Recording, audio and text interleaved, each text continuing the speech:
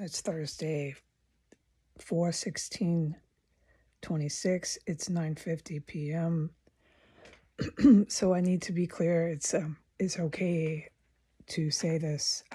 This is nothing compared to what I've witnessed here. But it falls in the category of subjects that I, no matter what, cannot talk about.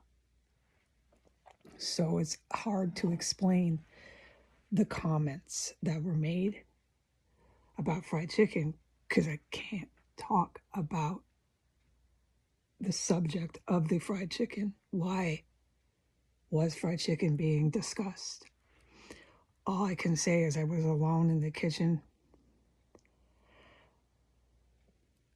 I avoid them routinely. I'm on a day schedule for at least 6 weeks. Sleep at night, wake in the day, and I avoid them. And since they had this female from California come, I've had hardly any physical or verbal contact with them. And this is legal fact. And I thought I was maintaining an even keel that way. An even keel, is the term, keeping the boat from rocking,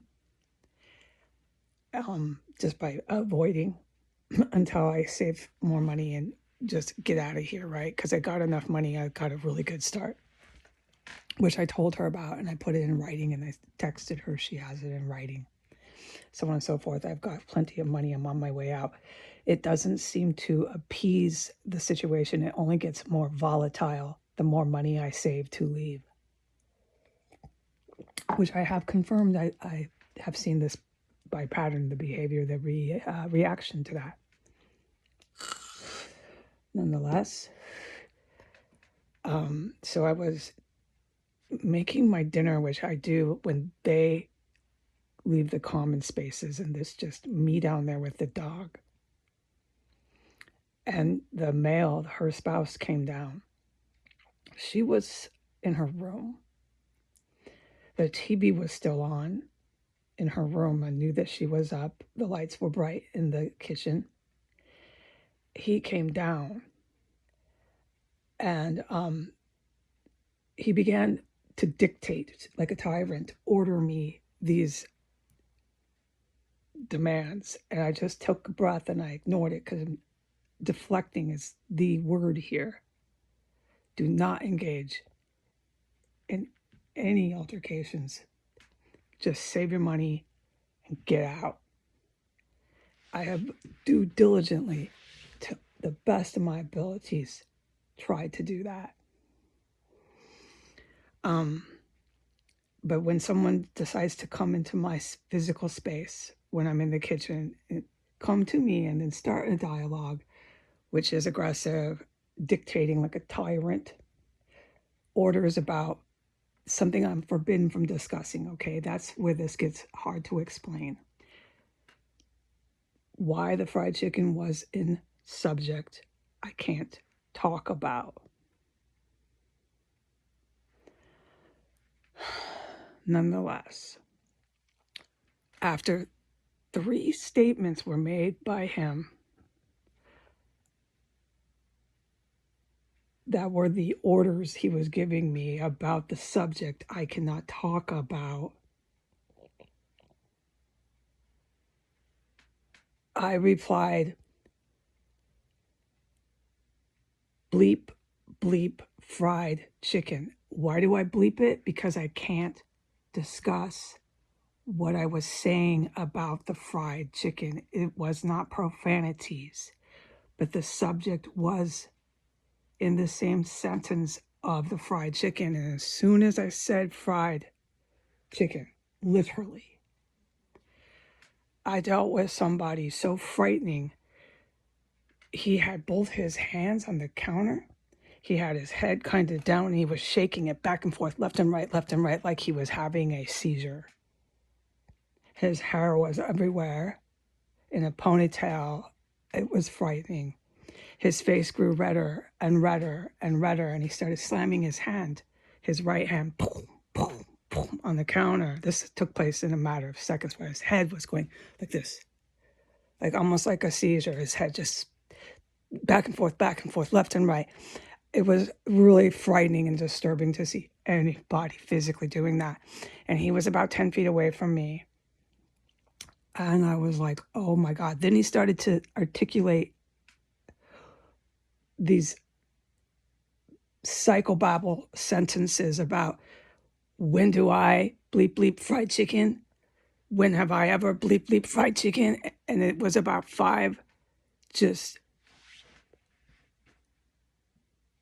really, really scary and made no sense whatsoever statements about fried chicken. And by the 4th statement, it was hollering and screaming, and his hand was slamming on the counter, and his face was red. And I think spit almost started coming out of his mouth. So I backed off. I literally, if you could have seen it, I went backwards. I'm scooting backwards, real slow. And I said this. I said, you have no right to talk to me like a tyrant. I said, I've warned you to stop threatening me. Then I said, when you can speak to me like a normal person, try me then. And I fucking jetted once I said that, because I knew I talked back to someone who was completely unstable. Okay, I jetted into the backyard. I closed the door. I'm in the backyard now. I've got plenty of space, and I know if I have to, I can just bail out the backyard back door. Okay, I've got my escape plan from the backyard now too, and I'm in a lot better situation than 10 feet away from him in the house. And then my mother come in. He was screaming when I left. When I stood up to him, and I said, stop talking to me like a tyrant, and I said, stop threatening me, his hand slammed on the counter. He started to come towards me, but he didn't charge me. And he said, what did you say? He said, what did you say? And he got all crazy biker brawl again on me. That's my term of speech. And that's when the mother come out of her room. And they were both in the kitchen at that point in time, and I'm fucking the backyard. They can't see me, I don't think, because it's pitch black, and I could see them. And they were both laughing. Ha, ha, ha. Ha, ha. He goes to the sink, and she's standing right beside him at the sink, and they're both laughing. Ha, ha. And he's talking to her while he's laughing, and she's laughing. But they're not like having a good time. They're laughing like they're real tough, and like they're laughing, but they're still hollering laughing. Okay, this is no big deal to them. They're laughing because I said don't threaten me. So then I yelled it again, not loud. It was just loud enough to be heard through the yard. I was 20 feet away in the yard. I said, stop threatening me. Okay, it was my reaction to them laughing about that. They looked out. I don't know if they could see me. And he shook his head. He looked at her, shook his head like blow her off, this type of gesture, and continued to laugh. So she knew about how frightening and belligerent that was. They both laughed about it. And then she's telling the police in town, and she's telling some shelter who should give me a job. You should give me a job, little shelter. I could use some lawful employment. I'm done with this town telling me that I'm some sort of bum. And that goes for the police department too. Anytime that lovely chief of police wants to offer me a job, I'd be one of his best cops. I'll accept the position, Sergeant. And I would stay in Port Townsend. I need a job so bad.